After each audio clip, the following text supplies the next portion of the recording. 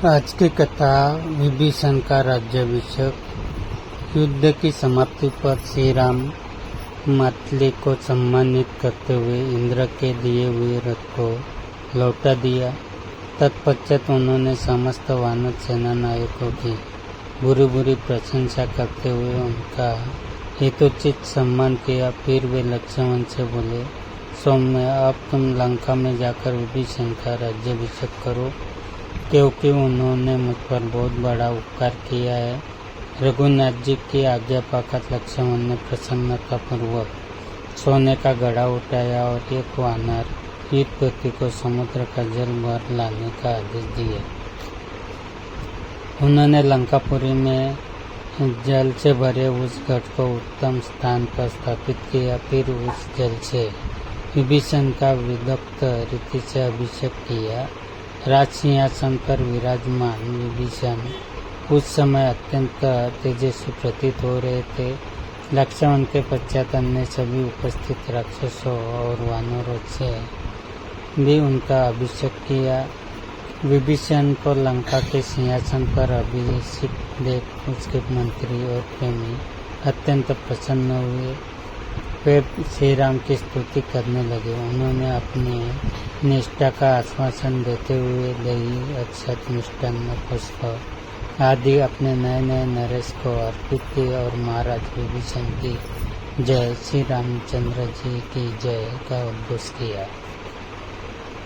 विभीषण ने सभी प्रकार के मांगलिक वस्तुएं लक्ष्मण को भेंट की और रघुनाथ जी के प्रति भक्ति प्रकट की। जब लक्ष्मण विभीषण का राज्याभिषेक कर लौट आए तो श्री रामचंद्र जी ने हनुमान से कहा, महावीर, तुम महाराज विभीषण की आज्ञा लेकर लंकापुरी में जाओ और वैदेही को ये समाचार दो कि रावण युद्ध में मारा गया है और वे लौटने की तैयारी करें। रघुनाथ जी की आज्ञा पाकर हनुमान विभीषण की अनुमति से अशोक वाटिका में पहुँचे और वैदेही को श्रद्धापूर्वक प्रणाम करके बोले, माता, श्री रामचंद्र जी लक्ष्मण और सुग्रीव के साथ कुशल है। अपने शत्रु का वध करके वे अपने मनोरथ में संपन्न हुए। रावण अपनी सेना से युद्ध में मारा गया। विभीषण का राज्याभिषेक कर दिया गया है। इस प्रकार अब आप निर्भय हो। आपको यह भारी कष्ट हुआ। इन निशाचरियों ने भी आपको कुछ कम कष्ट नहीं दिया है। यदि आप आज्ञा दे तो मैं मुक्को लातों से इन सबको हमलोग पहुँचा दूँ। हनुमान की यह बात सुनकर सब निशाचरिया भय से तर कांपने लगी, परंतु करुणामयी सीता बोली, नहीं वीर, इसमें इनका कोई दोष नहीं है। ये तो रावण की आज्ञा की पालन करती थी। इसके अतिरिक्त पुनर्जनित कर्मों का फल तो मुझे भोगना ही था।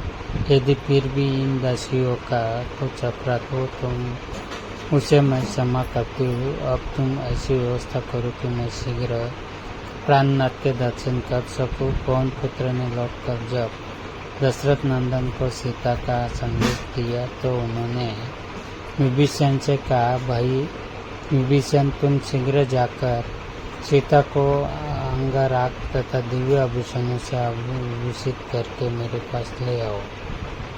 आज्ञा पाकर विभीषण ने स्वयं वैदेही का पास जाकर उनके दर्शन किया और उन्हें श्री राम द्वारा दी गई आज्ञा कह सुनाई। पति का संदेश पाकर सीता श्रृंगार कर पालकी पर बैठ विभीषण के साथ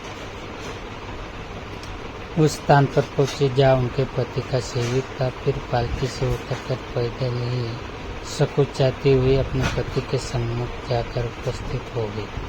आगे वे थे और उनके पीछे विभीषण। उनके बड़े विस्मय, हर्ष और स्नेह से पति के मुख का दर्शन किया। उस समय उनका मुख आनंद से